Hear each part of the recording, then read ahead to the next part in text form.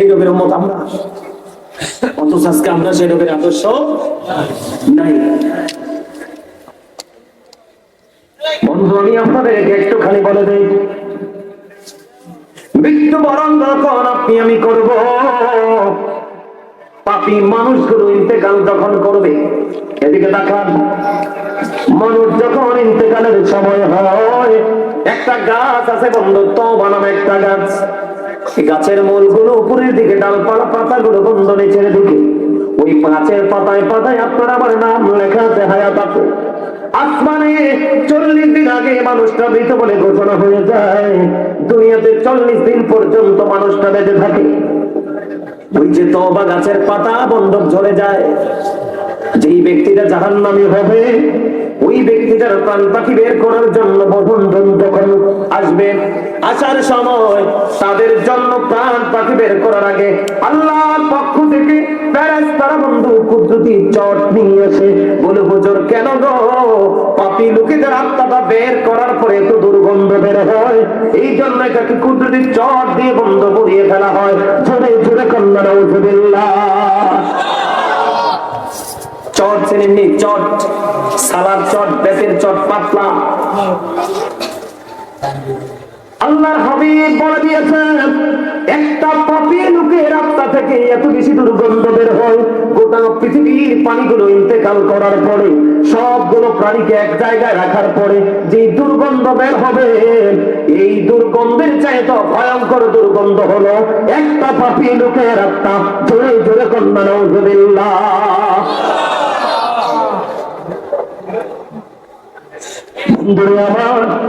এই পাপী মানুষটা যখন ইন্তেকাল করলো, ইন্তেকাল করার পরে আসমানের দিকে তার রূহটা নিয়ে যাওয়া হয়।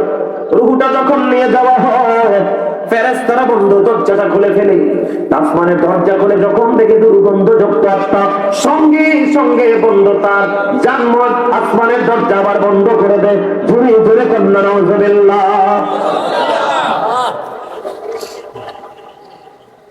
যখন তাকে কবরে নেওয়া হয়, কবরে নেওয়ার পরে বন্ধু আবার দিকে তাকান, 2 জন ফেরেশতা আসবে তাকে প্রশ্ন করার জন্য। কয়জন?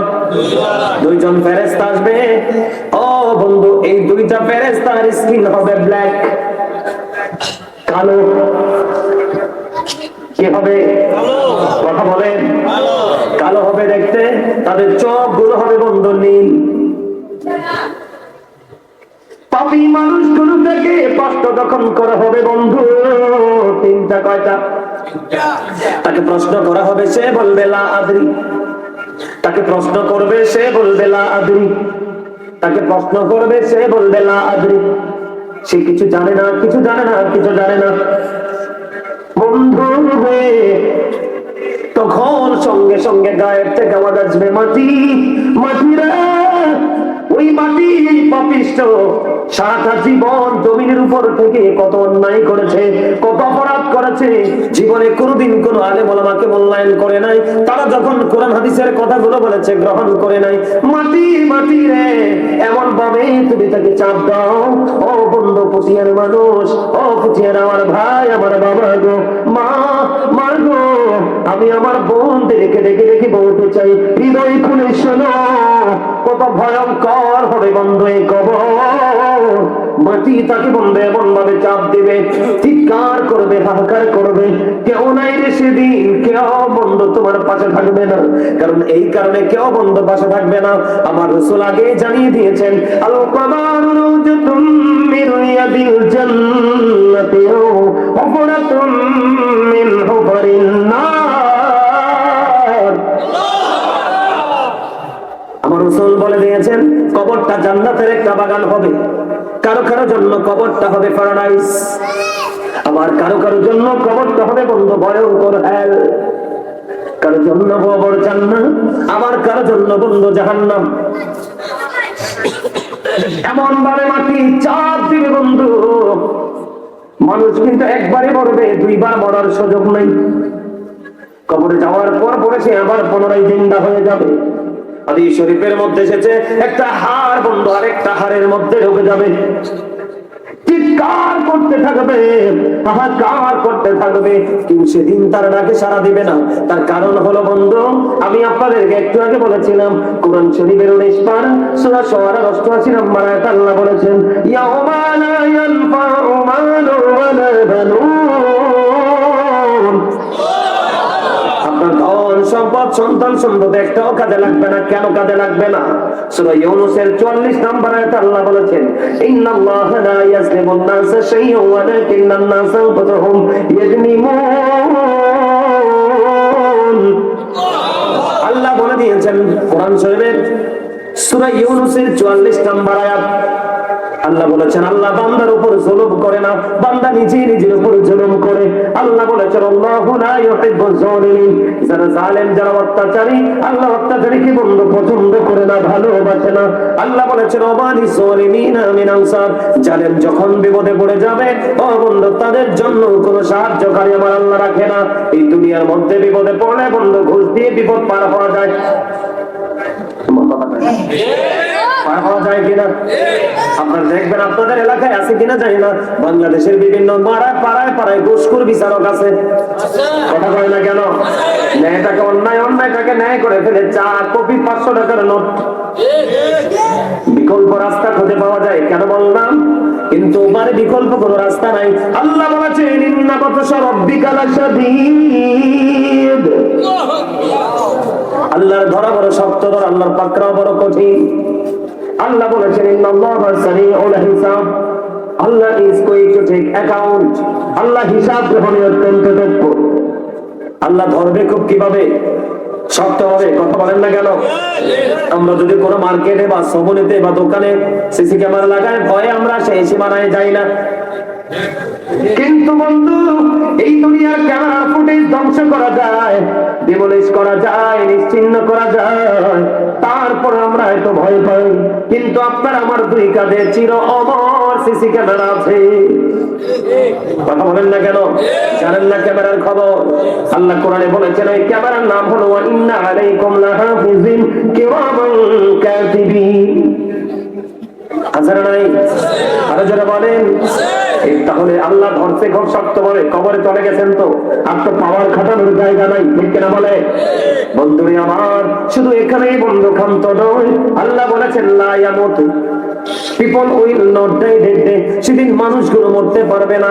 আল্লাহ বলেছেন ফিহা ওয়ালা Yahya, people will not be able to live that day, সেদিন মানুষগুলো বন্ধ বাঁচতে পারবে না। আল্লাহ বলেছেন ওমা human হাবিগাইবিন, people will not be able to escape that day, মানুষগুলো চাইলেও সেদিন সেখান থেকে আর পালাতে পারবে না। কত ভয়ঙ্কর পরিবেশ, বাঁচার সুযোগ নেই, মরার সুযোগ নেই, পালাবার বন্ধ সুযোগ নেই, কাউকে দোষ দিতে পারবেন না। কারণ আল্লাহ বলেছেন আল্লাহ বান্দার উপর জুলুম করে না, বান্দা নিজেই নিজের উপর জুলুম করে। আর এই জুলুমটা হয় তার অতিরিক্ত লোভের কারণে। কথা বলেন না? মানুষ যদি অতিরিক্ত দুনিয়ার লোভ না থাকতো, এই দুনিয়াতে একটা মানুষও বন্ধ পাপী হতো না। আপনি আফসোস করবেন সেই সুযোগও নাই। ও বন্ধু, কি হয়ে গেল? একটা হাড়ের মধ্যে আর একটা হাড় ঢুকে গেল, চিৎকার করতে থাকলো, হাহাকার করতে থাকলো। শুধু তাই নয় বন্ধু, এখানে শুধু ক্ষান্ত নয়, ওই জাহান্নামে যারা পাপী মানুষগুলো, যারা পানির তৃষ্ণায় বন্ধ করে যা ফেটে যাবে, চিৎকার করে পানি পানি করবে রে। ও বন্ধু, তাদের জন্য একটা মাত্র পানির ব্যবস্থা আছে রে।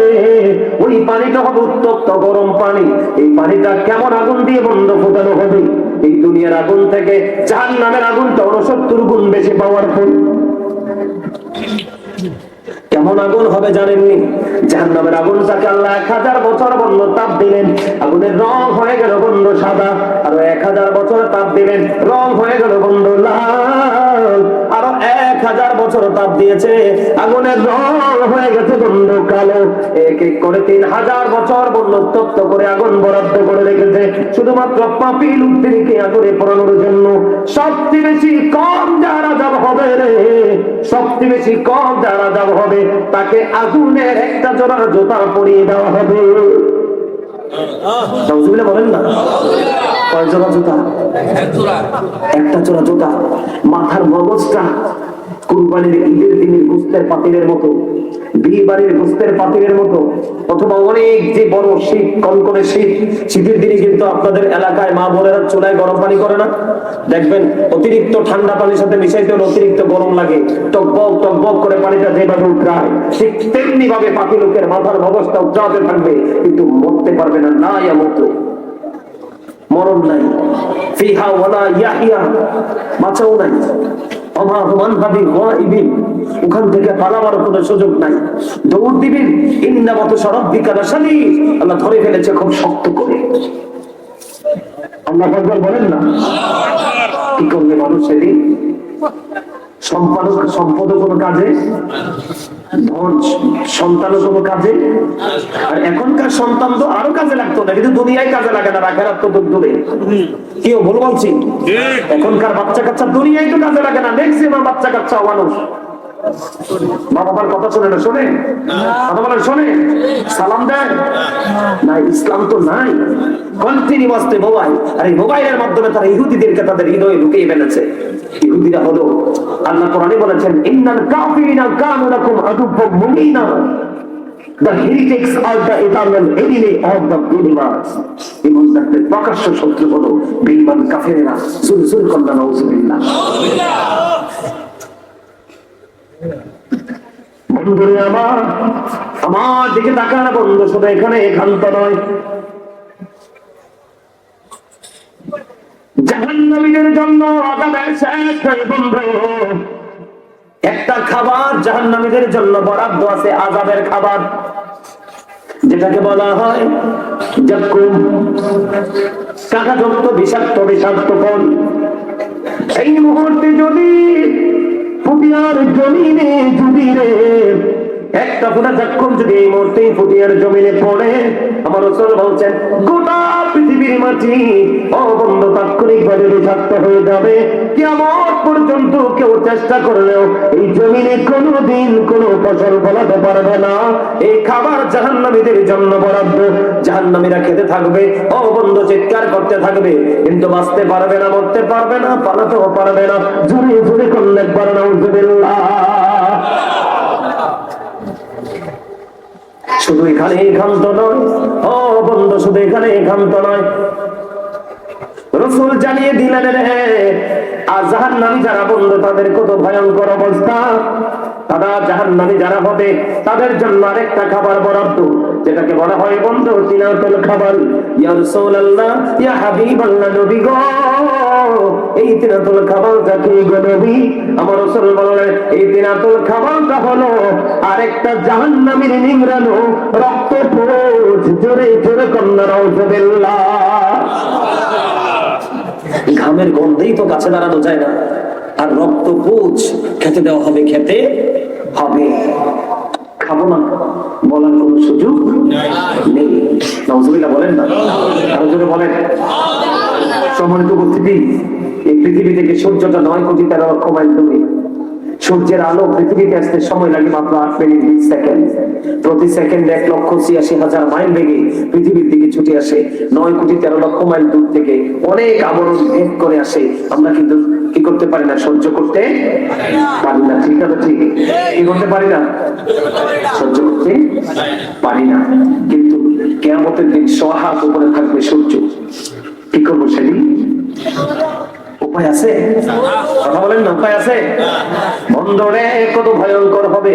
আল্লাহ বলেছেন, ইদাস সামাউ ফাতারাত ওয়া ইদাল কাওয়াকিবু ইনতাসারাত ওয়া ইদাল বিহারু ফুজ্জিরাত ওয়া ইদাল কুবুরু বুসিরাত আলিমাত নাফসুম মা কদ্দামাত ওয়া আখারাত। আল্লাহ বলেছেন, বন্ধু আকাশটা সেদিন ভেঙে যাবে, তারকাগুলো ঝরে ঝরে পড়বে, সমুদ্র সেদিন উদ্বেলিত হয়ে যাবে। আল্লাহ বলেছেন, সেই দিনই তোমার কবর ওপেনিং করা হবে। এই দুনিয়ার মানুষকে কি করেছে আর কি করেনি প্র্যাকটিক্যালি দেখতে পারবে এবং জানতে পারবে। এত ভয়ঙ্কর হবে, নারী পুরুষ উলঙ্গ থাকবে, কেউ কারো দিকে তাকাবার মতো কোন মানসিকতা থাকবে না।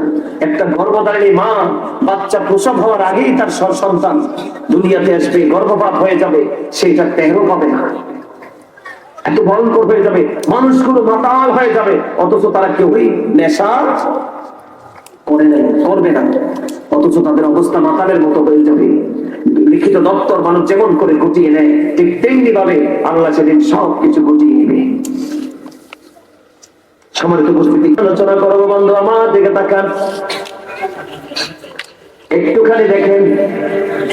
ঈসা রূহুল্লাহ, তিনি মৃত মানুষ জিন্দা করতে পারত। কে করতে পারত?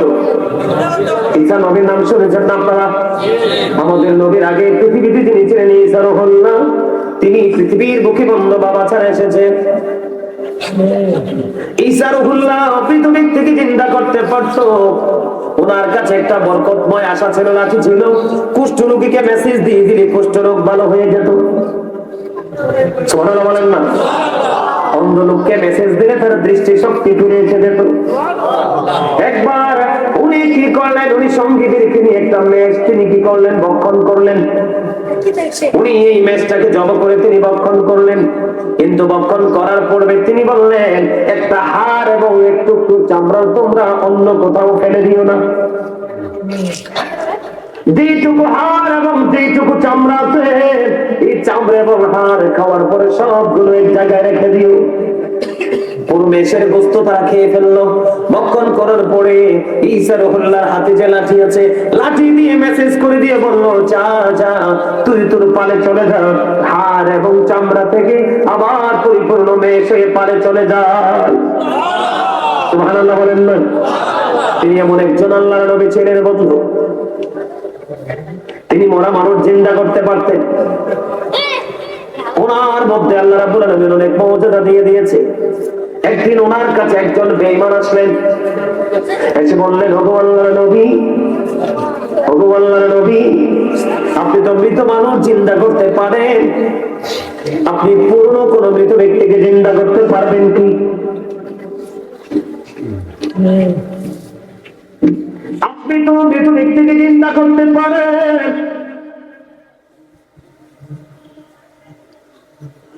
পুরনো কোন মানুষকে জিন্দা করতে পারবেন কি? এই কথা বলার পরে তিনি প্রশ্ন করলেন, বলো আমি কাকে জিন্দা করব?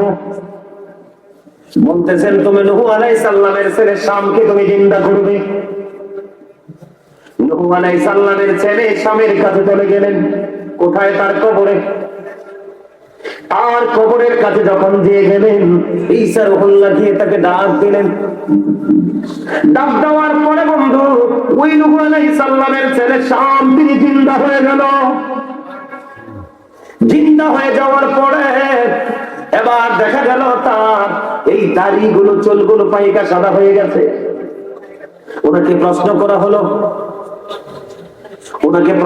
হলো, আপনাদের জামানায় মানুষের তো চুল দাড়ি পাকতো না, কিন্তু আপনার চুল দাড়ি গুলো কেন পেকে গেল?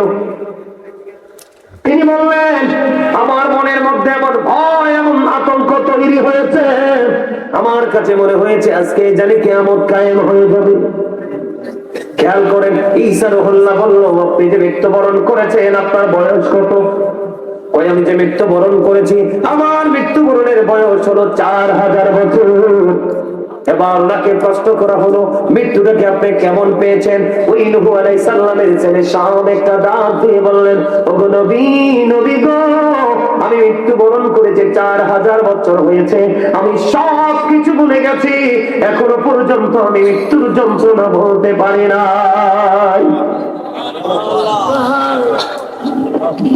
মৃত্যু আমাদের মানুষের আছে কিনা? এই পটিয়ার মানুষের আছে কিনা? তাদেরকে মৃত্যুর ভয় আসেনি? যদি থাকতো তাহলে একটা লোক ঘরে থাকতো না। কথা বলেন না কেন? মৃত্যুর ভয় নেই, মৃত্যুর ভয় নেই। যদি ভয় থাকতো মানুষ ঘুমাতে পারতো না বন্ধু। কবরের কথা যদি চিন্তা করতো মানুষ ঘুমাতে পারতো না। বন্ধুরে আমার, মুসা নবী যখন ইন্তেকাল করলেন, ওনাকে প্রশ্ন করা হলো, নবী গো, আপনি আপনার মৃত্যুটাকে কেমন পেয়েছেন গো নবী? আমাদের নবী মুসা তিনি কিন্তু যেমন তেমন নবী নয়। 1,24,000 নবী রাসূলের মধ্যে 8 জন নবীকে আল্লাহ রাব্বুল আলামিন স্বর্গীয় উপাধি দিয়েছেন। এর মধ্যে একজন হলো মুসা Kalimullah. There is no God but Allah. Moses spoke to Allah. আল্লাহ ছাড়া কোনো মাবুদ নেই, কোনো পার্শ্ব নেই, কোনো ইলাহ নেই। মূসা আল্লাহর সাথে কথা বলেছেন। মূসাকে যখন প্রশ্ন করা হলো, ওগো নবী, নবী গো, মৃত্যুটাকে কেমন পেয়েছেন গো নবী? এবার মূসা কালিমুল্লাহকে ডাক দিয়ে বললেন, আমি আমার মৃত্যুটাকে এমন পেয়েছি, আমার কাছে আমার মৃত্যুটাকে এমন মনে হয়েছে রে, জীবিত একটা চড়ুই পাখিকে উত্তপ্ত তেলের কড়াইয়ের মধ্যে জীবন্ত ছেড়ে দিলে ওই চড়ুই পাখিটার যে এমন লাগে, আমি মূসার কাছে আমার মৃত্যুটা তেমন মনে হয়েছে। আপনাদের এলাকায় সকালে বিকালে সিঙ্গারা পুরি বানায়নি, পেঁয়াজু বানায়নি, দোকান আছে না? আমি আপনাদেরকে আজকে বলে যাই, আপনাদের শিক্ষার জন্য বলে যাই, এখন থেকে আগামীকালকে কি করবেন, সকালে অথবা বিকালে অথবা যেই কোনো সময় এই যে দোকানের সামনে যাবেন, দেখবেন বন্ধু তেলের কড়াইয়ের মধ্যে তেল কত উত্তপ্ত থাকে, একটা ছোট্ট রুটির টুকরা দিতে সাথে সাথে মচমচে ভাজা হয়ে যায়। কথা বলেন না কেন? এত উত্তপ্ত হয় ও বন্ধু, এত ভয়ঙ্কর। মূসা নবী আল্লাহর সাথে কথা বলেছেন এবং 8 জন শরীকে উপাধিপ্রাপ্তের মধ্যে একজন নবী, উনি যদি বলতে পারেন আমার মৃত্যুটাকে আমি এমন পেয়েছি, জীবদীপ্ত চড়ুই পাখিকে জীবন্ত ছেড়ে দিলে উত্তপ্ত তেলের কড়াইয়ের মধ্যে যেমন হয় রে, আমি মূসা আমার মৃত্যুটাকে তেমন পেয়েছি। জুড়ে জুড়ে একবার বলেন না আল্লাহু আকবার। সকল নবীর মধ্যে শ্রেষ্ঠ নবীকে, সকল নবীর মধ্যে শ্রেষ্ঠ নবীকে বলতে পারেন না? আমাদের নবী নাম কি? হযরত মুহাম্মদুর রাসূলুল্লাহ সাল্লাল্লাহু আলাইহি ওয়াসাল্লাম। আপনারা ইতিপূর্বে এখনকার ডিজিটাল মোল্লারা ওয়াজ করে না, এখনকার ডিজিটাল মোল্লারা আছে ফতোয়া দেওয়া নিয়ে ব্যস্ত, বেদাত বেদাত বেদাত। ওরা কথা বল না কেন? দেখবেন এটা করো না বেদাত, ওইটা করো না বেদাত, বেদাতের প্যাকেট নিয়ে আছে। কথা বলেন না কেন? বন্ধুরা আমার, সব জায়গায় ডিজিটাল শব্দ ইউজ করা যায়, কিন্তু ইবাদতে ডিজিটাল চলে না। আমি আপনাদেরকে আরেকটা প্রেমের খবর শোনাই। হযরত ইদ্রিস আলাইহিস সালামের নাম তো শুনেছেন? বন্ধুরা আমার, তিনি এমন একজন নবী ছিলেন, তিনি কন্টিনিউয়াসলি তিনি রোজা রাখতেন। তিনি যখন রোজা রাখতেন, ওনার ইফতার গুলো বন্ধু জান্নাত থেকে আসতো। আমাদের সুবহানাল্লাহ মজা হয় না?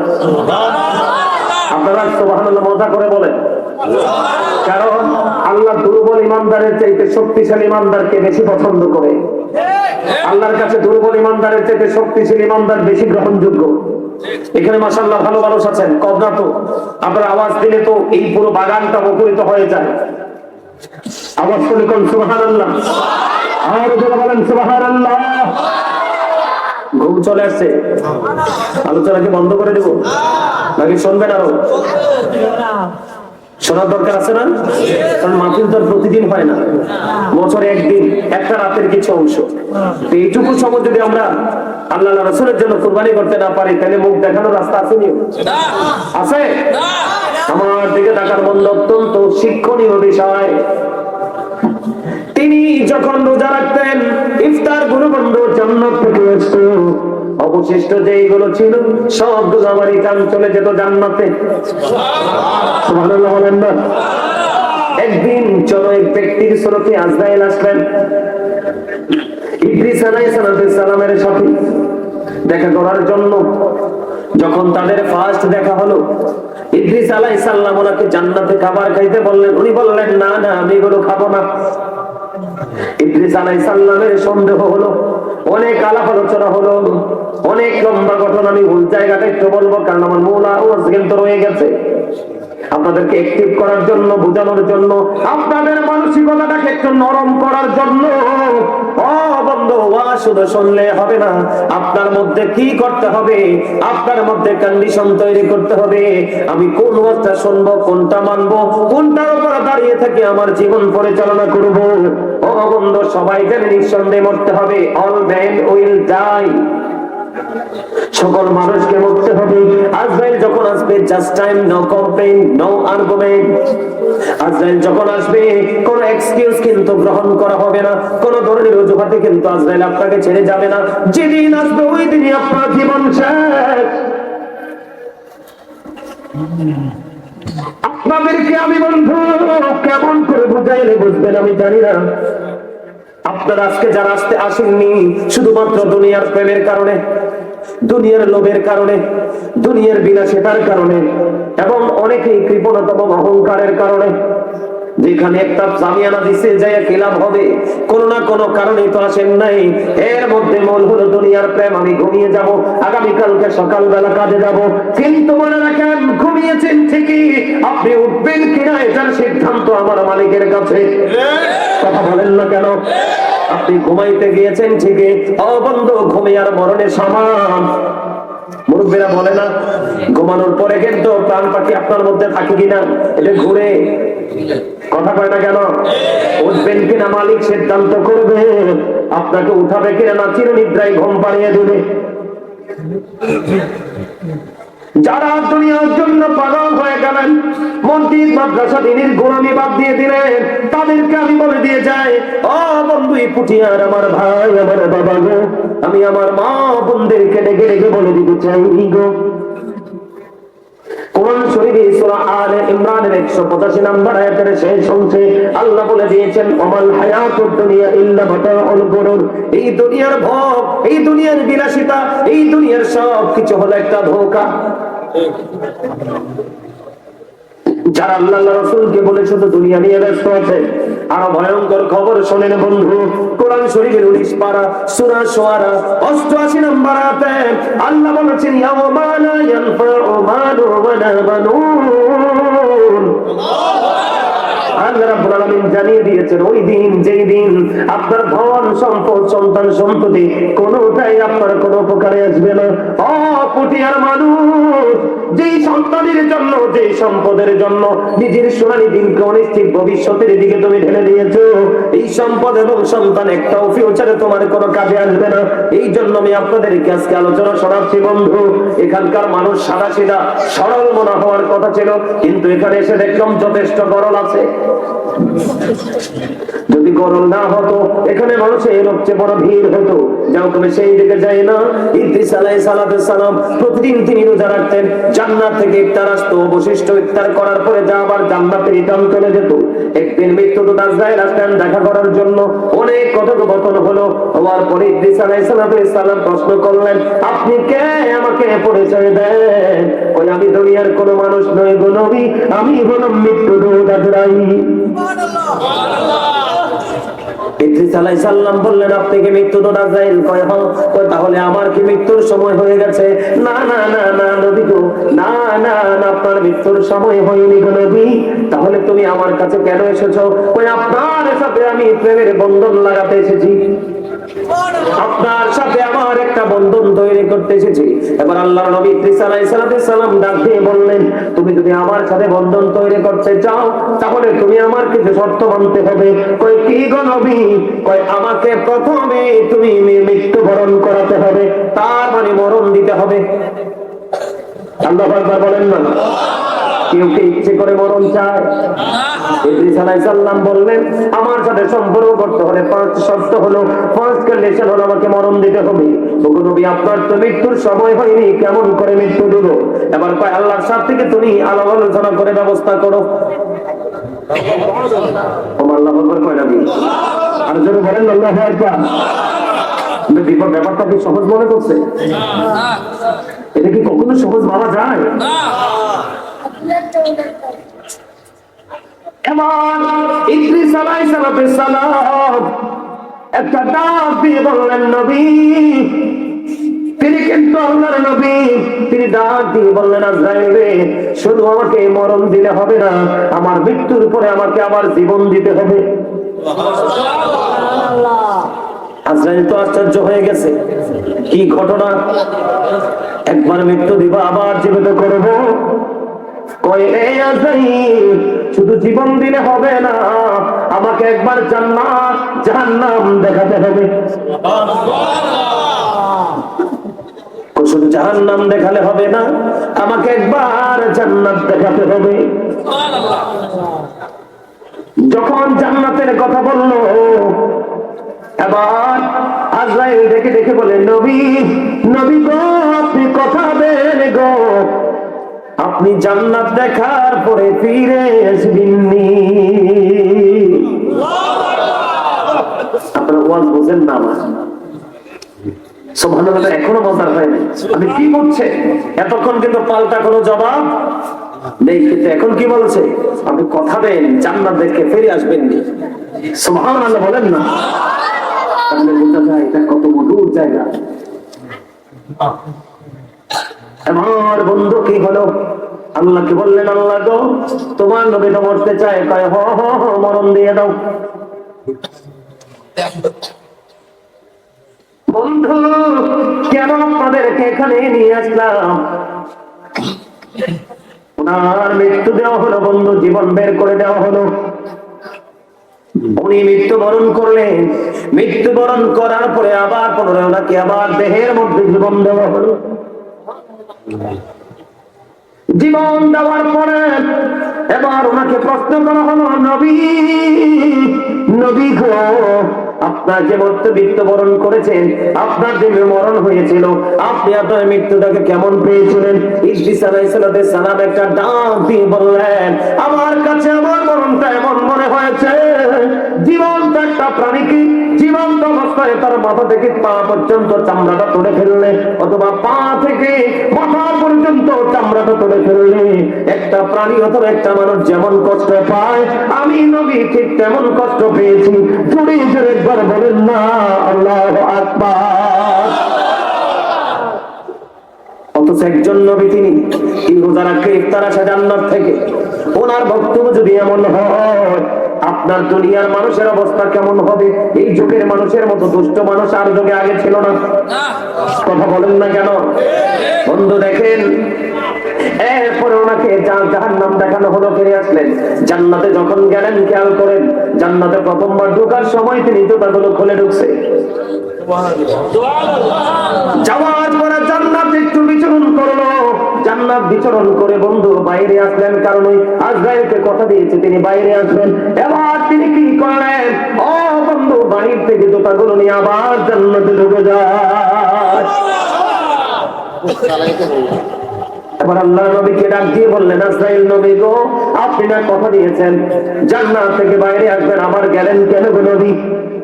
আবার ইদ্রিস আলাইহিস সালাম ডাক দিয়ে বললেন, হে আজরাইল, আমি ওখান থেকে আর বাহির হব না, আমি এখানেই থাকবো। নবী গো, আপনি বাইরে চলে আসেন। না না না, এখান থেকে তুমি বাইরে বাইর হয়ে আসেন গো নবী। এবার ইদ্রিস আলাইহিস সালাম বললেন, মানুষের একবারই তো মরণ হয়, আমার তো মরণ হয়েছে। সুবহানাল্লাহ বলেন না? জান্নাতে যাওয়ার আগে একবার তো জান্নাত দেখবে মুমিন, জাহান্নাম দেখবে। আমি তো জাহান্নামও দেখে ফেলেছি। সুবহানাল্লাহ বলেন না কেন? আরো যারা বলেন সুবহানাল্লাহ। তাহলে আমি আপনাদেরকে এখানে নিয়ে আসলাম কেন? ও বন্ধু, একদিকে তিনি নবী, আর একদিকে ইফতারি আছে জান্নাত থেকে, আর একদিকে তিনি মৃত্যু চেয়েছেন, আল্লাহ মৃত্যু দিলেন। জীবন চেয়েছেন, তিনি জীবন পেয়ে গেলেন। জাহান্নাম দেখতে চাইলেন, জাহান্নাম দেখলেন। জান্নাত দেখতে চাইলেন, তিনি জান্নাত দেখতে পাইলেন। তারপরে বন্ধু, ওনার মৃত্যু যদি জীবন্ত মানুষের জীবন থাকা অবস্থায় তুলে ফেলার মতো যন্ত্রণা হয়, এই যুগের মানুষের অবস্থা কেমন হবে বলেন? উপায় আছে? এই মরণ কি আপনার আমার আছে না? কথা বলেন না? একটু বলি আপনাদেরকে, মূসা নবী যখন আল্লাহকে দেখতে চাইলেন, রব্বি আরনি, আল্লাহ বললেন লান তারানি। কি সমস্যা?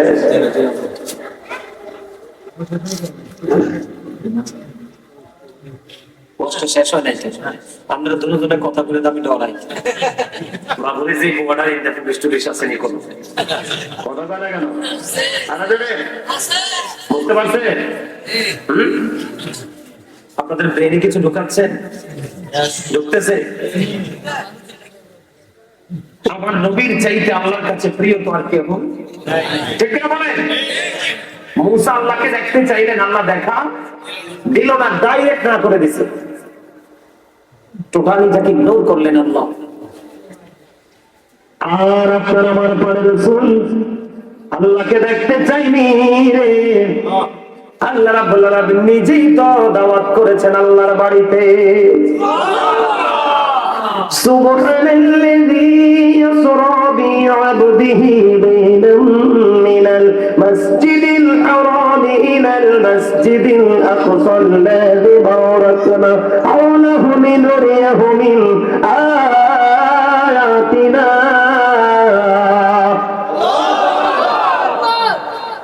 শরীফের 15 পারা সূরা বনী ইসরাঈল প্রথম নাম্বার আয়াত খুলে দেখেন, আল্লাহ যে আল্লাহর হাবিবকে দাওয়াত দিয়েছেন, এই মেসেজ দিয়ে দিয়েছে। আল্লাহ শুধু মেসেজ দেয়নি, আল্লাহ বলেছেন আমি আপনাকে যেন আমার নিদর্শন দেখাতে পারি, এই জন্য আমি 4-5 বরকতময় করে দিয়েছি। সেই নবীর যখন প্রাণ পাখি নিতে আসতেন আজরাইল, কে? আজরাইল। মা ফাতেমা কান্দে, দরজা খোলে না। মা ফাতেমা বলতে গেছে, কান্দে, দরজা খোলে না। রাসূল বললেন, মা দরজা খুলে দাও। আজরাইল এসে বললেন, ইয়া রাসূলুল্লাহ, আল্লাহ আপনাকে সালাম দিয়েছে, আপনি যদি রাজি থাকেন আজকে আপনার কি হবে আল্লাহর সাথে দিদার। সুবহানাল্লাহ বলেন। রাসূলের সম্মতিতে আজরাইল রাসূলের প্রাণটাকে বের করেছে। তারপরে আজরাইল যখন এইখানে আজরাইলের আমাদের বাসায় হাত বলিয়ে পাখা, আমার নবীজি এত কষ্ট পাইছে, আমার নবীজি এত কষ্ট পাইছে। আজরাইলকে একটা দাওয়াত দিয়ে বললেন, আজরাইল রে, আমার কাছে মনে হয় পুরো আসমান পুরো জমিন যদি আমার বুকের উপর দেওয়া হতো রে, আমি নবী এত কষ্ট পাইতাম না। তোর ছোঁয়ায় আমার বুকে এত কষ্ট অনুভব হচ্ছে রে আজরাইল। আজরাইল রে, আমার উম্মত গুলো কেমন করে এই যন্ত্রণা সহ্য করবে রে আজরাইল, তুমি আমার উম্মতের কষ্টগুলো পর্যন্ত আমাকে দিয়ে দাও। বিচ্ছু চেয়েও ভয়ঙ্কর, সাপ বিচ্ছু এখন মানুষকে ভয় পায়। কেন বললাম? দুনিয়াতে বিষাক্ত কোন সাপ বা প্রাণী সবল মারলে বিষ নামানোর মেডিসিন পৃথিবীতে আছে, কিন্তু এই সাপের বিষ যদি কারো অঙ্গে ঢুকে, তার বডি থেকে এই জীবনে আর বিষ নামবে না। গুড ক্যারেক্টার সম্পন্ন পার্সনকে ক্যারেক্টারলেস পার্সন হিসাবে প্রস্তুত করার জন্য দ্যাটস এনাফ। কথা বলেন। আজকে আমাদের মসজিদে কি মুসল্লি হয় যথাযথ? জুম্মার দিনে তো হয় না, ওই নামাজ সালাম ফিরাবার জামাতের আগে, তাই না? সব জায়গায় কাহিনী, শুধু মোবাইল। এটার মধ্যে ঢুকলে কিন্তু ছেলেরা দুনিয়ার কোনো খবর থাকে না, কিন্তু মসজিদে গেলে কিন্তু কোন সময় বের হইব যুদ্ধ শুরু হয়ে যায়, বিশেষ করে জুম্মার দিন। এই যুবক, সাইয়্যিদুল আইয়াম, শ্রেষ্ঠ দিন হলো জুম্মার দিন, যেটা রোজার ঈদের দিন, কুরবানির ঈদের দিনের চাইতেও দামি জুম্মার দিন। রাসূল বলেছেন, আল জুমআতু ইলাল জুমআ, এক জুমা থেকে আরেক জুমার মাঝখানে যে গ্যাপ আছে, এই গ্যাপের মধ্যে আপনি যে গুনাহ করেছেন, যদি কবিরা গুনাহ না করেন, ছোট ছোট যত গুনাহ আছে সাগীরা গুনাহ, এক জুমা থেকে আরেক জুমা, আল জুমআতু ইলাল জুমআ, এক জুমা থেকে আরেক জুমার মাঝখানে যে আপনার অপরাধগুলো হয়েছে, দুই দিকের জুমার কারণে আপনার এই মাঝখানের গুনার কাফারা হয়ে যায়। তার মানে দুই দিকের জুমাটা সঠিকভাবে পড়ার কারণে কি হয়ে যায়? মাঝখানের একটি সপ্তাহের গুনাহ মাফ হয়ে যায়। আসছে সামনে রমজান মাস, ওয়া রমাদান ইলা রমাদান, একটা রমজান থেকে আরেকটা রমজানের মাঝখানে যে গ্যাপ আছে, 305 দিনের গ্যাপ। কত? কথা বলে না কেন? 305 days, 305 দিনের গ্যাপ। এই দিকে রমজান ঠিক মতো রাখার কারণে সামনে আসছে যে রমজান, এই রমজান আল্লাহ যদি হায়াত দেয় ভালোভাবে পালন করতে পারলে আর কবিরা গুনাহ থেকে বেঁচে থাকতে পারলে 305 দিনের গুনাহ মাফের জন্য দুই দিকের রোজাই যথেষ্ট হয়ে যায়। যেরকম সুবহানাল্লাহ, আরো জোরে আপনারা সুবহানাল্লাহ বলতে পারেন না? আল্লাহ কিন্তু আপনাকে জবান দিছে বুট খাওয়ার জন্য নয়, বাদাম খাওয়ার জন্য নয়, চা কফি খাওয়ার জন্য নয়, দোকানে বসে বসে রং চা খাবেন আর মানুষের বদনাম করবেন এই জন্য নয়, যুবকরা 5 জন 7 জন 10 জন একত্রিত হয়ে কোলাহল পরিবেশে গিয়ে নিজেদের মন মতো অপ্রত্যাশিত গ্রহণযোগ্য বক্তব্য দিবে এই জন্য নয়। আল্লাহ মানুষকে জবান দিয়েছে এই কারণে। আল্লাহ বলেছেন, remember me then I will remember you. Allah বলেছেন, remember me then I will remember you. Allah বলেছেন, তোমরা আমাকে স্মরণ করো, তারপর আমি তোমাদেরকে স্মরণ করব। আল্লাহ কি কন্ডিশন দিয়েছে দেখছেন? খেয়াল করছেন? ফাযকুরুনি আযকুরুকুম। তোমরা আমাকে স্মরণ করো, আমি তোমাদেরকে স্মরণ করব। এখন আপনি আমি আল্লাহকে স্মরণ করি না, এজন্য আমরা রহমত পাই। আজকে কি রহমত নিয়ে যেতে চান না গজব? সবাই চিরজীবন, চিরজীবন। কথা বলতে পারেন না, অসুস্থ, অসুস্থ হওয়ারই কথা। যারা জিকির করে তারা জিন্দা, আর যারা জিকির করে না, দেখতে শুনতে গায়ে গতরে মোটা সোটা বড় সড়ো হইলেও তারা কোরআন হাদিসের ভাষায়, আল্লাহ রাসূলের ভাষায় তারা মরা। যারা জিকির করে তারা কি জিন্দা, আর যারা জিকির করে না তারা কি মরা। কে বলেছে? এবার আসেন আমি আমার মূল আলোচনা একটু যাইতে চাই, কারণ আলোচনার একটা নির্দিষ্ট বিষয় আছে। সেই বিষয়টা হলো, এদিকে দেখান সমাজের উপস্থিতি, আমার দিকে তাকান। এই যে মাথা থেকে পা পর্যন্ত এই বডিটা, এই দেহটা, এটাকে আমরা কি বলি? মানুষ। ইংলিশে কি বলা হয়? ম্যান অথবা পারসন। আর আল্লাহর কোরআনের ভাষায় খেয়াল করেন, আল্লাহর কোরআনের ভাষায় কি বলা হয়? আল্লাহর কোরআনের ভাষায় আল্লাহ বলেছেন, কখনো কখনো বলেছেন ইয়া আইয়ুহান নাস, আবার কখনো কখনো বলেছেন ইয়া আইয়ুহাল ইনসান। তার মানে এই মানুষটা কোনটা? এই মানুষটাকে, যে মানুষটা পরিচালনা করছে, এই ভিতরে আরেকটা মানুষ আছে, যেটাকে আল্লাহর কোরআনের ভাষায় বলা হয় রূহ। ইংলিশে যাকে বলা হয় সোল, বাংলাতে যাকে বলা হয় আত্মা। আল্লাহ বলেছেন, say the soul is the word of my Lord, ওলির রূহ মিন আমরি রব্বি। First tense, present tense, future tense. Allah রাব্বুল আলামিন বলতেছে, আত্মাটা হলো জাস্ট আল্লাহর অর্ডার, নির্দেশ। এটার কোনো ক্ষয় নেই, এটার কোনো বরণ নেই, এটার কোনো বিনাশ নেই। এটা জাস্ট স্থান পরিবর্তন করে, প্লেস চেঞ্জ করে। কথা কি বুঝতে পারছেন? এবার আসেন, আমি এখানে কেন আসলাম? এখানে আসার কারণ হলো এইটা, আপনাদেরকে যেন সহজে বোঝাতে পারি। যখন আপনার আমার দেহের মধ্যে রূহ আসে নাই, তখনও কিন্তু আপনার আমার জন্ম হয়ে গেছে। কোথায়? রূহের জগতে। কোথায়? আলমে আরোহায়। আপনার আমার এই দেহটা, এই মানুষটা কিন্তু এখনো পৃথিবীতে হয় নাই বা আসে নাই, তখনও কিন্তু আপনার আমার জন্ম হয়ে গেছে। কোথায়? আলমে আরোহায়, রূহের জগতে। কিন্তু তখন কি আপনার আমার নাম রাখা হয়েছিল? যখন ওখান থেকে রূহটা আপনার আমার দেহের মধ্যে আসলো, পৃথিবীতে মায়ের উদর থেকে আসলাম, নাম রাখা হলো, সেই নামে এই পর্যন্ত ডাকা হচ্ছে। ওই পর্যন্ত আপনাকে আমাকে ডাকবে যতক্ষণ পর্যন্ত আপনার আমার দেহে প্রাণ পাখিটা থাকবে। যেদিনই দেহ থেকে প্রাণ পাখিটা বের হয়ে যাবে, সেদিন আপনার আমার নামের আগে একটা শব্দ যুক্ত হবে, মরবো। তার মানে I am a dead, you are dead. আমি, আপনি, আমরা সবাই মৃত। কতক্ষণ পর্যন্ত জিন্দা? যতক্ষণ পর্যন্ত দেহের মধ্যে প্রাণ পাখিটা থাকে।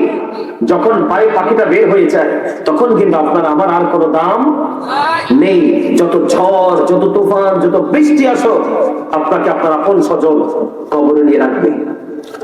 কথা বলেন না? তাহলে কি দাঁড়ালো? বিষয়টা কি দাঁড়ালো? আমাদের এই দেহটা আসল নয়, এটাকে যেটা পরিচালনা করছে রূপটা, সেটা হলো আসল। তো এখানে মানুষের আসল সত্তা হলো তার আত্মা। এই জন্য প্রত্যেকটা কাজ করার আগে আপনার আত্মাটাকে অ্যাক্টিভ করতে হবে। কথা কি বুঝতে পারছেন? তার মানে আপনার মানসিকতাকে ডেভেলপ করতে হবে। তাহলে আপনার লাইফ স্টাইল চেঞ্জ করতে পারবেন এবং আপনার ফিউচারকে আপনি ব্রাইটনেস করতে পারবেন। আল্লাহ কি বলেছেন? আল্লাযীনা আমানু, যারা ঈমান এনেছে, ওয়া কানু ইয়াত্তাকুন, এবং তাকওয়া অবলম্বন করেছে, লাহুমুল বুশরা, তাদের জন্য সুসংবাদ, ফিল হায়াতিদ দুনিয়া, দুনিয়ার জীবনে, অফিল আখিরা, এবং পরকালের জীবনে। যার মধ্যে ভয় নেই, সে মানুষ হতে পারে না। কি নাই? যার মধ্যে ভয় নেই, যার মধ্যে তাকওয়া নেই, সে মানুষ হতে পারে না। আপনি যদি আপনার প্রেজেন্ট এন্ড ফিউচার, বর্তমান এবং ভবিষ্যৎ, আপনি দুটো স্টেজকে যদি আপনি আলোকিত করতে চান, তাহলে প্রথমত আপনার মধ্যে থাকতে হবে ঈমান, দ্বিতীয়ত থাকতে হবে ভয়। আগাবো, সামনের দিকে প্ল্যান নেই, কিন্তু কাজ করার পূর্বে আমার মধ্যে সেই সেন্স আসতে হবে, আল্লাহ গো এই কাজ করতে গিয়ে আমার দ্বারা যেন কোনো অন্যায় না হয়, অপরাধ না হয়। যদি আমি কি হয়ে যাই, অপরাধী হয়ে যাই, তাহলে আমার ঠিকানা হয় কি, you have to go to hell, তোমাকে মাস্ট বি চলে যেতে হবে জাহান্নামে। জাহান্নাম হলো অবর্ণনীয় কষ্টের জায়গা, আর জান্নাত হলো অবর্ণনীয় সুখের জায়গা। আল্লাহ কাউকে বলবে গো টু প্যারাডাইস, কার জন্য জান্নাত। কিন্তু আমরা এখন বর্তমানে ম্যাক্সিমাম মানুষ, এই প্রজন্ম থেকে পরবর্তী প্রজন্ম, নেক্সট যারা আসবে, ম্যাক্সিমামই জাহান্নামী হবে। তোমার কথা বলে না কি হবে? কেন হবে? কারণ তাদের মধ্যে দ্বীনের শিক্ষা থাকবে না। এই দ্বীনের শিক্ষা না থাকার কারণে তারা ইসলামের রঙে রঙিন হতে পারবে না। আর ইসলামের রঙে রঙিন না হওয়ার কারণে তাদের মধ্যে ঘন ঘন আসমানি গজব আসবে, নতুন নতুন রোগ বিমার আসবে, যেই রোগ বিমারের খবর আপনার আমার পূর্বপুরুষরা কোনোদিন জানতোই না, শোনেই নেই। বলেন, আরো জোরে বলেন। এখন একটা ভাইরাস বের হয়েছে, নিপা ভাইরাস, দেখছেন নি? দাদু ভাই আপনি তো মুরব্বী, আপনারা কি আগে খেজুরের রস ইচ্ছা মতো খান নাই? কাঁচা গাছটা খান নাই? আপনারা খান নাই? দাদু ভাই আপনারা খান নাই? কোন অসুখ হয়েছে? এখন খেজুরের রস খেলে নিপা ভাইরাস হয়ে যায়, কাঁচা খেজুরের রস। অথচ খেজুর গাছ সৃষ্টির রহস্য অত্যন্ত প্রেমময়। আদম আলাইহিস সালামকে আল্লাহ বলেছেন খলাকাল ইনসানা মিন সালসালিন কাল ফাখর, পোড়া মাটির মতো শুকনো মাটি দিয়ে আদমকে বানাইছে। কি দিয়া? আদমকে বানাইয়া যে আদমের বডিটা সাইজ করছে, সাইজ করার সময় যেই মাটিগুলো পৃথিবীর বিভিন্ন জায়গায় ছড়িয়ে ছিটিয়ে পড়েছে, এই জায়গাতে কিয়ামতের আগ পর্যন্ত খেজুর গাছ উঠবে। সুবহানাল্লাহ বলেন। খেজুর হলো অত্যন্ত সুস্বাদু খাবার, এটার মধ্যে সর্বস্তরের এনার্জি আছে, আর রসের স্বাদের কথা তো বলেই শেষ করা যায় না। কিন্তু আজকে যে সুস্বাদু খাবার আমাদের জন্য বিষাদে পরিণত হলো, এটার জন্য দায়ী কি জানেন? আমরা। কারা? আলোচনা বলেন, আলোচনা বলেন, কারা আজকের এই ক্লান্তির জন্য দায়ী কে? আমরা। কেননা আমরা আল্লাহ রঙে রঙিন হতে পারিনি। সম্মানিত উপস্থিতি, আল্লাহ রাব্বুল আলামিন পবিত্র কালামে হাকিমে বলেছেন ইন্নামাল খামরু ওয়াল মাইসিরু ওয়াল আনসাবু ওয়াল আজলামু রিজসুম মিন আমালি শাইতান। আল্লাহ বলেছেন মদ, জুয়া, মূর্তি, ভাগ্য গণনা এগুলো ঘৃণা বস্তু, শয়তানের কাজ। কার কাজ? আজকে মানুষ এইগুলো করতেই বেশি পছন্দ করে, ঠিক না বলেন? আর আমরা যে মুসলমান হয়েছি, আমাদের যে ধর্ম, আমাদের ধর্ম শ্রেষ্ঠ ধর্ম, আল্লাহর মনোনীত ধর্ম।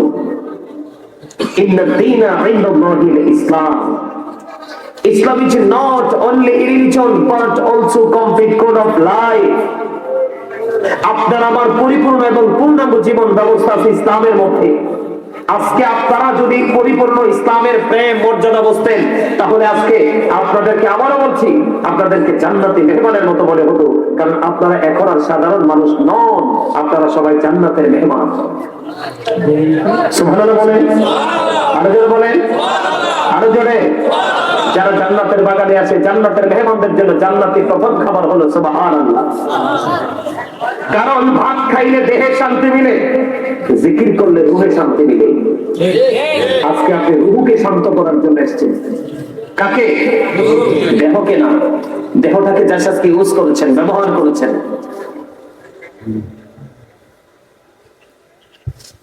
বন্ধুরে আমার নবী, আপনার নবী দুজাহানের বাঁচা নবী, রাহমাতুল লিল আলামিন নবী, তিনি আমাদেরকে বন্ধু গুরুত্বপূর্ণ ইনস্ট্রাকশন দিয়েছেন। প্রেমের খবর, ও বন্ধু, এবং দুঃখের খবর, এই দুটোই কিন্তু রাসূল আপনাকে আমাকে দিয়েছেন। وما أرسلناك إلا كافة للناس بشيرا ونذيرا।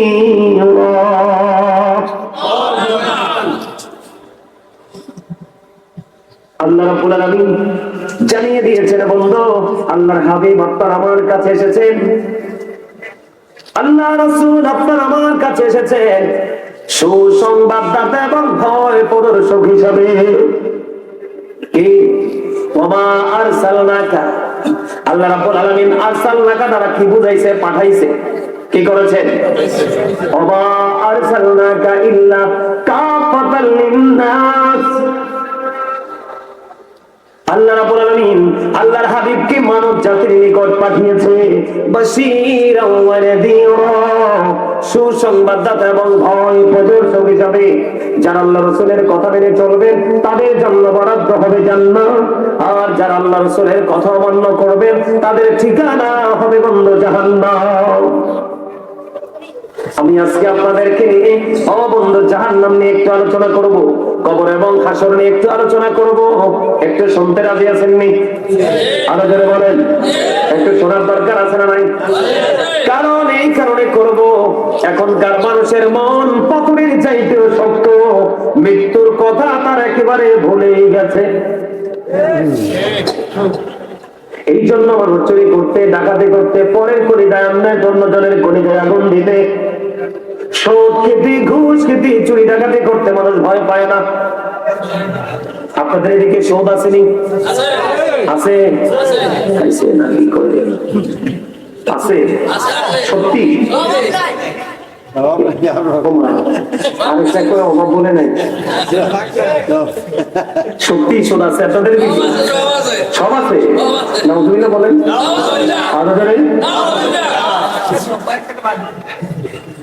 কি ভয়ঙ্কর কথা। এদিকে তাকান, রাসূল বলেছেন লা তুকবালু সালাতুন বিগাইরি তুহু ওয়ালা সাদাকাতুন মিন কুদু।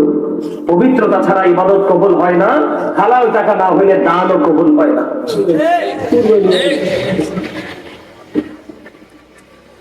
এই জন্য বন্ধু আমি আজকে আলোচনার শিরোনাম দিয়েছি আইয়ুহাল্লাযীনা আমানু কু আনফুসাকুম ওয়া আহলিকুম নারা। আল্লাহ রাব্বুল আলামিন বলে দিয়েছেন ঈমানদারকে, O believers, save yourself and your families from the fire. Allah ঈমানদারকে ডেকে বলেছেন তুমি জাহান্নাম থেকে বাঁচো এবং তোমার আহালকে, পরিবারকে জাহান্নাম থেকে বাঁচাও। এই জন্য আল্লাহ বলেছেন save yourself and your families from the fire. Allah ঈমানদারকে বলেছেন, কোন বেঈমান, কোন কাফের, কোন মুশরিক, কোন মুনাফিককে নয়। কারণ মুনাফিকরা এইগুলো তারা বিশ্বাস করে না। যদিও বলে আমরা বিশ্বাস করি, সেগুলো অন্তরে ধারণ করে না। যারা মুখে একটা বলে অন্তরে আরেকটা করে, তারা কখনোই ঈমানদার না। যেহেতু বলেছেন আপনারা আপনাদের এলাকায় সুদ আছে, আমি এইভাবে শুরু করতে চাই। বন্ধুরে আমার, আল্লাহ আপনাকে বলেছেন ব্যবসাকে হালাল করেছেন, কারণ এখানে হালাল উপার্জন। কথা কয় না কেন? ব্যবসাকে কি করেছেন? হালাল করেছেন। আর সুদকে রাসূল হারাম করেছেন, আল্লাহ হারাম বলেছেন। জোরে জোরে বলেন ঠিক না ঠিক? এখন আমরা কিন্তু ব্যবসা ছেড়ে দিয়ে সুদ নামক ব্যবসায় নেমে গেছি বন্ধু। কথা বলেন না কেন? আমি আপনাদেরকে একটুখানি বলে দেই, এই যে গত চাঁদ গেল, রজবের চাঁদ, তার মানে মেরাজের চাঁদ। কিসের চাঁদ? সবে মেরাজ, লাইলাতুল মেরাজ। আপনার আমার পরে রাসূল তিনি বন্ধু মেরাজে যখন গেলেন আল্লাহর সাথে মেরাজ করার জন্য, ভ্রমণ করার জন্য, তখন আপনার আমার পরে রাসূল তিনি জাহান্নামের দিকে নজর দিলেন। জাহান্নামের দিকে নজর দিয়ে চেয়ে দেখলো বন্ধু, জাহান্নামের দিকে নজর দিয়ে তিনি চেয়ে দেখলেন জাহান্নামের মধ্যে ধনী ধনী মানুষ আর মহিলার সংখ্যা বেশি। নাউজুবিল্লাহ বলেন না? জাহান্নামের মধ্যে ধনী ধনী মানুষ আর মহিলার সংখ্যা বেশি। আর জান্নাতের দিকে নজর দিয়ে চেয়ে দেখলো পুরুষের সংখ্যা বেশি আর গরিব মানুষের সংখ্যা বেশি। সুবহানাল্লাহ বলেন না? জান্নাতে কার সংখ্যা বেশি? বন্ধুরে আমার, জান্নাতের মধ্যে পুরুষ এবং গরিব মানুষ বেশি, আর জাহান্নামের মধ্যে ধনী এবং নারী বেশি। এর মধ্যে আমার রাসূল দেখতে পাইলেন জাহান্নামের মধ্যে এক একটা মানুষের পেট এক একটা ঘরের মতো বড় বড়, বন্ধুরি আমার জিব্রাইলকে প্রশ্ন করলেন, ও জিব্রাইল বলে দাও না রে, এই যে ঘরের মতো বড় বড় পেট না মানুষগুলো এরা কারা রে? এবার আমার রাসূল একটা যখন প্রশ্ন করলেন, জিব্রাইল একটা ডাক দিয়ে বললেন, ইয়া রাসূলুল্লাহ, ইয়া হাবিবাল্লাহ, নবী গো, ও প্রাণের নবী, এই মানুষগুলো হলো দুনিয়ার শত্রু। আমার রাসূল বললেন, এদের পেটের মধ্যে শুধু সাপ আর বিচ্ছু দেখা যায়। সবচেয়ে বড় ভয়ঙ্কর খবর, যারা সুদ লাগাচ্ছেন, আর সুদ খাওয়ার স্টাইল কি জানেননি? আপনাদের এখানকার স্টাইল তো জানি না। হাওলাত চাইলে কিন্তু টাকা দিবে না, বলবে বোন হারামও তো নাই। মহিলারাও কিন্তু সুদ খায় আমাদের এদিকে, আমার আশেপাশে, আমি যেখানে আছি আশেপাশে মহিলারাও সুদ খায়। হ্যাঁ, হাওলাত চাইলে বলবো বুবু নাই তো নাই। কিন্তু যদি বলেন বুবু তোমাকে মাস শেষে আমি কিছু দিব ইন্টারেস্ট, বুবু এবার বলবে আমার কাছে টাকা নাই, দাঁড়াও ম্যানেজ করতে পারবো। কই কি? কই আমার বড় দুলাভাই বিদেশ থাকে, আমার কাছে টাকা আছে। একদম টাকা মিথ্যা কথা, কারণ হাওলাত দিবে না, সে সুদ দিয়ে টাকা বাচ্চা দিবে। কথা বলুন না কেন? আরো যারা বলে বন্ধুরে আমার কথায় রাগ করবেন না। এই জন্য আমি আপনাদেরকে বলে দেই, পুরুষ নারীর উভয় সুদের সাথে যুক্ত। আল্লাহ রাসূল একদিন সাহাবায়ে কেরামদেরকে ডাকলেন, তোমরা কি কেউ স্বপ্ন দেখেছো? হাদিস শরীফের মধ্যে এসেছে বন্ধু, তোমরা কি কেউ স্বপ্ন দেখেছো? সাহাবীরা বললেন, ইয়া রাসূলুল্লাহ, না না না না না না, আমরা কোন স্বপ্ন দেখিনি। রাসূল বলেছেন, আমি একটা স্বপ্ন দেখেছি, তোমাদেরকে জানাবো কি? এবার সাহাবীরা বললেন, ইয়া রাসূলুল্লাহ, ইয়া হাবিবাল্লাহ, নবী গো, জানিয়ে দেন জানিয়ে দেন। এবার আমার রাসূল অনেক লম্বা হাদিস বন্ধু, এর মধ্যে গুরুত্বপূর্ণ একটা জায়গা আমি পয়েন্ট আউট করেছি বন্ধু।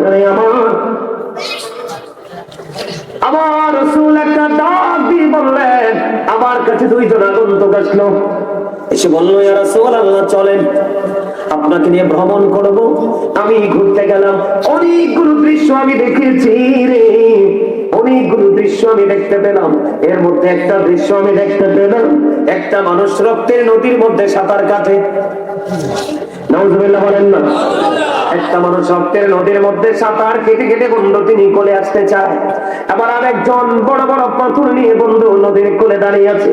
সে যখন কোলে আসতে চায় তাকে পাথর নিক্ষেপ করে, এদিক দিয়ে যখন কোলে আসতে চায় মুখ ঘুরিয়ে আরেক দিক দিয়ে যায়। এমনি করে করে বন্ধু সেই বারবার কোলে আসতে চায়, কিন্তু সেই কোলে ফিরে আসতে পারছে না। ও বন্ধু, বারবার তাকে প্রতিহত করা হচ্ছে, প্রতিদিনের মুখে পড়তে হচ্ছে। এবার রাসূল প্রশ্ন করলেন সঙ্গীদেরকে, এই মানুষটা কে রে? বারবার কেন তাকে সাজার অন্তর্ভুক্ত হতে হয়? সে কেন বারবার চেষ্টা করে আসতে পারতেছে না? এবার রাসূলকে জানিয়ে দেওয়া হলো, ইয়া রাসূলুল্লাহ, ইয়া হাবিবাল্লাহ, নবী গো, ও প্রাণের নবী, এইটা হলো দুনিয়ার সত্য, এই জন্য তার শাস্তি হলো রক্তের নদী। নাউজুবিল্লাহ বলেন না কেন? নির্দিষ্ট সময়ের মোট পরে রক্তের মধ্যে থাকা যায়নি। রক্ত একটু গায়ে লাগবে তো গা সব হার হয়ে যায়, ঠিক কিনা বলেন?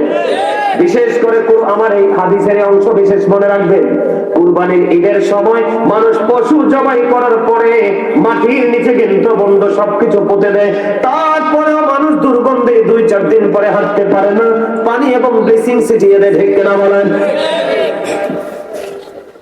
আর এই সুৎখোর মানুষটা নিখুঁত রক্তের নদীর মধ্যে বন্ধ সাঁতার কাটে। জুড়ে জুড়ে বলেন না একবার নাউজুবিল্লাহ। একটা মানুষ 9 টাকা বন্ধু তার হালাল, 1টি টাকা মাত্র তার হারাম। 9 টাকা তার পবিত্র, 1টা টাকা তার অপবিত্র। আল্লাহর হাবিব বলেছেন বুখারী শরীফের মধ্যে, যদি বন্ধু কেউ যদি এই 9 টাকা হালাল টাকার সাথে 1টি টাকা যুক্ত করে যদি সে জামা বানায়, এই জামা পড়েছে কিয়ামত পর্যন্ত নামাজ পড়তে পারবে। আল্লাহর হাবিব জানিয়ে দিয়েছেন কিয়ামত পর্যন্ত সে নামাজ পড়তে পারবে, তার নামাজ আল্লাহর দরবারে কবুল হবে না, কারণ এই হারাম টাকা হালাল টাকার সাথে যুক্ত হয়ে বাকি টাকাগুলোকেও দুর্গন্ধ যুক্ত করে ফেলেছে। নাউজুবিল্লাহ বলেন না কেন? এই জন্য টাকার দিকে নজর দিলে হবে না বন্ধু। এই জন্য আমি আপনাদেরকে বলে দেই, আমার রাসূল বলেছেন, আল্লাহর হাবিব আমাদের কাছে এসেছেন, পৃথিবীর কাছে এসেছেন মানব জাতির নিকট সুসংবাদদাতা এবং ভয় প্রদর্শক হিসেবে বেরিয়ে এসেছেন। অত্যন্ত ভয়ঙ্কর কবর, অত্যন্ত ভয়ঙ্কর হাসর। জানেন ফুলসিরাতের ফুলটা 30,000 বছরের রাস্তা হবে, চুলের চেয়ে চিকন, হীরার চেয়ে ধার হবে। উপরের দিক থেকে আগুনটা উদিত, ঝুলন্ত, নিচের দিক থেকে আগুনটা উদিত। মাঝখান দিয়ে যারা নেকি তারা পার হয়ে যাবে, আর যারা পাপী কোথায়? জাহান্নামে। এই জাহান্নামের কথা চিন্তা যদি আপনারা করেন, তাহলে সবাই 5 ওয়াক্ত নামাজ পড়বেন, হালাল পথে রোজগার করবেন, মা বাবার সাথে ভালো সম্পর্ক রাখবেন, সামাজিক বন্ধনে আবদ্ধ হবে, বেশি বেশি করে দান সাদাকা করবেন। আর মনে রাখবেন, আগের মানুষের তুলনায় এখনকার মানুষের হায়াত একেবারেই কম। আগের মানুষের সুখের তুলনায় এখনকার মানুষের শরীরে সুখ তো নাই। আগের দিনের খাবারের স্বাদ যে ছিল, সেই তুলনায় এখনকার মানুষের খাবারের স্বাদ পায়। বাড়ি ঘরে পর্যন্ত মেডিসিনের চাল। আগে মানুষ ভাতের মার খেয়ে বেঁচেছিল। এই গ্রামের মানুষ কি বলে, হ্যান হ্যান, ওটা খেতে পারছে। এখন কিন্তু চাল ধোয়ার পরে, মাতের মার ফালানোর পরে ভাত খায়, তারপরেও রোগ। কথা বুঝতে পারছেন? আগের দিনে মানুষ কি খাইতো? মার খাইতো, শারীরিক অনেক এনার্জি ছিল। এখন কিন্তু মানুষ ভাতের মার ফেলে দেয়, ভাতের মার ফেলে ভাতটা খায়। এই ভাতটাও কিন্তু ডাক্তার একবার খেতে দেয়। কয়বার? একবার। 3 বার খাওয়ার কোনো সুযোগ নেই। নতুন নতুন কিন্তু ডায়াবেটিস রোগটা, এটা তো আমাদের কর্মের ফল। এটা আমাদের কর্মের ফল। আপনারা সবাই কি আমাদের মতো থাকতে আপনারা কি শুনছিলেন এই রোগের কথা? না, আমরা তো ছোট থাকতে শুনি নাই। এখন এই রোগ কোথেকে আসলো? এখন এই রোগ এসেছে, এই রোগ এসেছে মানুষের কর্মের কারণে। সমাজের উপস্থিতি 5 ওয়াক্ত নামাজ পড়বেন, হালাল পথে রোজগার করবেন, মা বাবার সাথে ভালো সম্পর্ক রাখবেন। রাজি আছেন তো? কথা বলেন। আজকে আলোচনা করেছি 2টা দিক। একটা হলো মৃত্যুর যন্ত্রণা, আর একটা হলো কবরে আযাব। তাই তো? বলে রাখুন তো এগুলো। কথা বলেন, মিথ্যা কথা কখনো বলবেন না। মিথ্যা হলো সকল পাপের মূল। আর হারাম খাবেন না। হারাম খাইছেন তখন সব আমল করবেন। পরের হক নষ্ট করা থেকে দূরে থাকবে। আপনার জীবনে যদি পরের হক মারার অভিযোগ না থাকে, আপনার জান্নাত খুব সহজ। আল্লাহ সব ক্ষমা করবে, অন্যের হক মাফ করবে না। করবে? আপনাদের এখানে একটা মসজিদ আছে, আসেনি? মসজিদে কিন্তু টাকা লাগে, লাগে না? এখানে আপনাদের মসজিদে একটু দান করতে হবে, করবেন নি?